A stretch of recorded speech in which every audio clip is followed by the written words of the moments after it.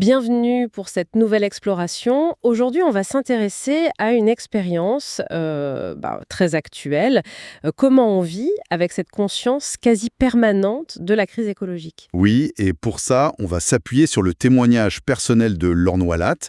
Elle a été journaliste spécialisée sur l'environnement pendant 15 ans à Libération. Et elle en a tiré un livre avec un titre assez parlant, Comment rester écolo sans finir dépressif. Voilà, donc notre objectif, c'est un peu de décortiquer son parcours tel qu'elle le raconte dans ce livre, comprendre ses émotions, les difficultés qu'elle a rencontrées. Mais aussi et surtout peut-être les pistes qu'elle a suivies pour pas sombrer face à des nouvelles qui sont souvent très alarmantes, hein. Exactement, c'est vraiment une analyse de son vécu. On va rapporter ses constats, ses stratégies, pour essayer de naviguer entre, d'un côté, la lucidité sur la gravité des choses. Et de l'autre, la nécessité de continuer à vivre et même peut-être à agir. C'est ça. Alors, elle commence par décrire son expérience, 15 ans à couvrir l'écologie. 15 ans, elle dit elle-même que c'était une bouffe quotidienne de mauvaises nouvelles. Forcément, ça laisse des traces, j'imagine. Ah oui, clairement. Elle raconte qu'elle s'est sentie parfois un peu comme Cassandre, celle qui annonce les catastrophes dans une sorte d'indifférence générale. Elle a cette formule assez forte, mon royaume, c'est la mauvaise nouvelle. Ça résume bien le truc. Oui, et ça traduit aussi, je pense, le sentiment d'isolement qu'elle a pu ressentir. Voir tous les indicateurs passer au rouge. Elle cite la fonte des glaces, Fukushima, les forêts. Voilà. Et avoir l'impression que le monde continue, comme si de rien n'était. C'est un peu ça le paradoxe. Elle décrit ça comme être éveillée, les yeux grands ouverts sur une réalité assez sombre, mais se sentir un peu seule dans le noir, faute d'écho autour d'elle. C'est ça.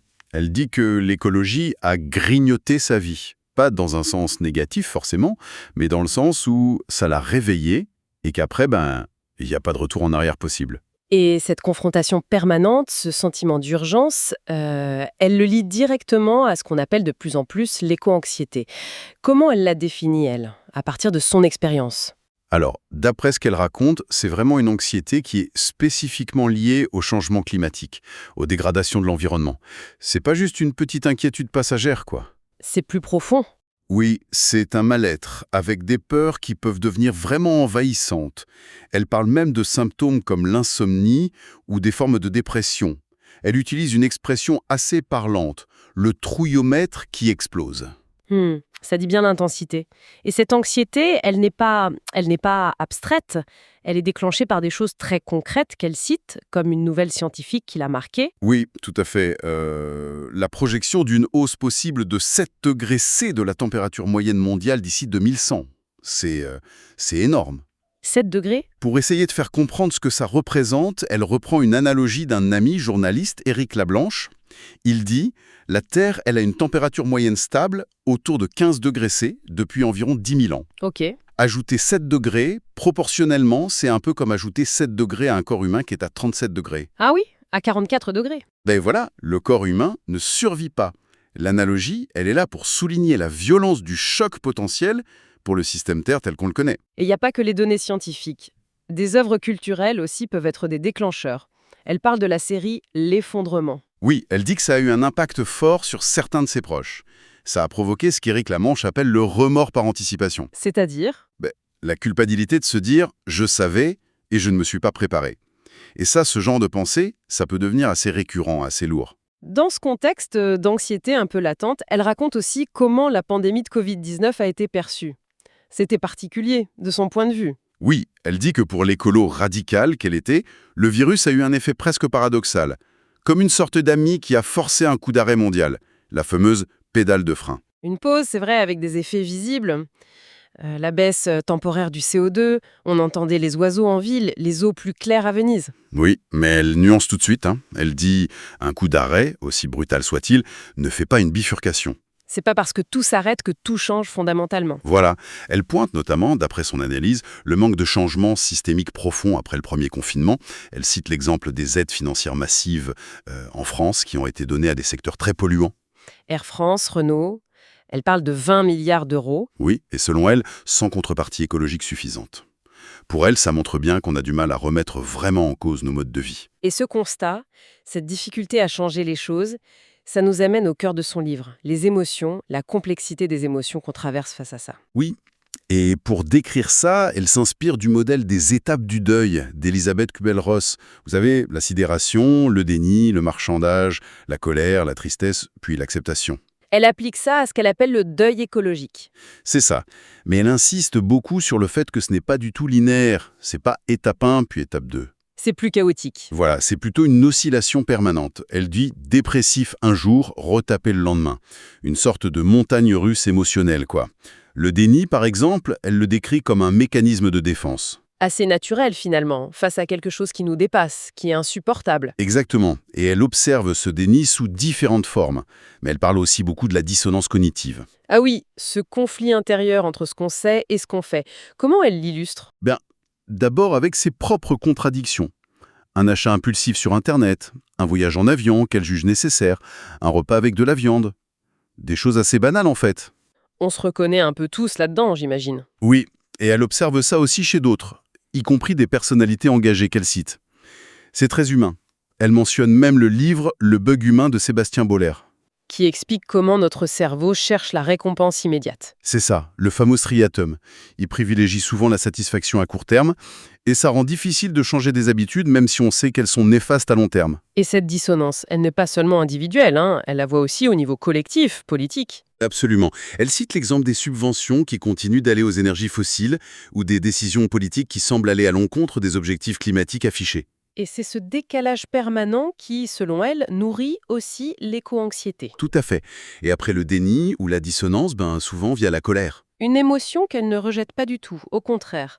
Elle la voit même comme un biocarburant. Oui, une colère nécessaire contre l'inaction, contre un système qu'elle juge destructeur. Elle voit ça comme une source d'énergie pour agir. Elle cite Extinction Rebellion, par exemple. Oui, comme exemple de mouvement qui utilise cette énergie pour la désobéissance civile.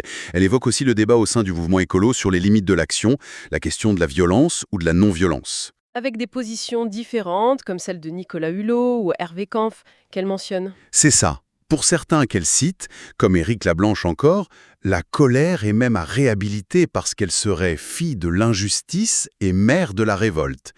C'est une vision assez forte. Après la colère, il y a la peur, évidemment. Souvent déclenchée par des infos très précises comme ce chiffre de plus 7 degrés. Oui, une peur qui peut être paralysante, c'est vrai. Mais Laure Nouala, en s'appuyant toujours sur la Blanche, la voit aussi comme une alerte utile. Une alerte qui peut nous pousser à agir pour éviter ce fameux remords par anticipation. Et puis il y a l'émotion qu'elle considère comme centrale dans ce processus de deuil. La douleur, la tristesse. Oui, la tristesse pour ce qui est déjà perdu ou abîmé, les paysages, les espèces, la stabilité climatique qu'on a connue, et puis la tristesse pour ce qui risque de disparaître. Elle parle de pleurer sur la Terre et par effet miroir sur l'humanité. Elle donne l'exemple de Delphine Bateau qui a été émue aux larmes devant la beauté menacée des coraux. C'est une émotion très profonde. Et toute cette confrontation intense aux réalités écologiques, ça peut aussi mener à un fort sentiment de solitude. Oui, surtout si l'entourage ne partage pas les mêmes préoccupations, j'imagine. La difficulté à avoir des conversations qui semblent soudain futiles. C'est ça. L'impression d'être un peu seul avec son fardeau. Et c'est là qu'elle en arrive à l'importance cruciale qu'elle souligne vraiment tout au long du livre de rompre cet isolement. Trouver sa tribu. Exactement. Trouver des pairs. C'est la première stratégie qu'elle met en avant pour regrimper à la vie, comme elle dit. Le simple fait de pouvoir parler avec des gens qui savent, qui comprennent, sans juger. C'est présenté comme un soulagement énorme. Elle donne l'exemple de son travail en duo avec Éric Lablanche, l'importance des groupes militants, des cercles de parole, que ce soit en ligne ou en vrai. Se sentir compris, en fait. Voilà. Une autre étape qu'elle aborde, c'est l'acceptation. Mais attention, elle apporte une nuance importante. Ce n'est pas accepter la situation passivement. Non, pas du tout selon elle. Il s'agit plutôt d'accepter comment on vit cette situation. Accepter ses propres émotions, la peur, la tristesse, la colère. Accepter aussi ses limites face à l'immensité du problème. Lâcher prise sur l'illusion qu'on peut tout contrôler. C'est un peu ça. Elle cite Cyril Dion qui dit qu'affronter la réalité, même si elle est sombre, l'a paradoxalement rendu moins anxieux. La lucidité peut amener une forme de paix, même si c'est une paix grave. Féminisme. Oui, elle raconte sa découverte de l'écoféminisme via des figures comme Starhawk, qui fait le lien entre la domination de la nature et celle des femmes. Elle parle de sa participation à des rituels collectifs. Comme le bol d'eau salée. Oui, pour symboliser et partager le désespoir, ou des pratiques d'ancrage pour se reconnecter à son corps, à la terre. Elle mentionne aussi des choses comme le tambour chamanique, utilisé par une amie pour s'apaiser. Ou les cercles de deuil collectifs inspirés par Joanna Macy. Oui, le mandala de la vérité. Des espaces un peu ritualisés pour exprimer et transformer collectivement ces émotions difficiles liées à la crise. Ce sont des approches pour partager le fardeau émotionnel, en fait. C'est intéressant de voir ces approches moins conventionnelles. Et puis, il y a une ressource plus surprenante peut-être, l'humour. Ah oui, elle cite Chris Marker, l'humour, la politesse du désespoir. C'est un peu ça. Rire pour ne pas pleurer, rire de l'absurdité de certaines situations. Rire ensemble aussi pour créer du lien et prendre un peu de distance. Exactement. Elle donne l'exemple de Bridget Kyoto, la youtubeuse Collapso qu'elle a co-créée. Elle utilise l'humour noir pour aborder ces sujets graves. C'est une forme de résistance, quoi. Une manière de désamorcer un peu l'angoisse. Le contact avec la nature est aussi cité comme une stratégie importante. Essentiel même.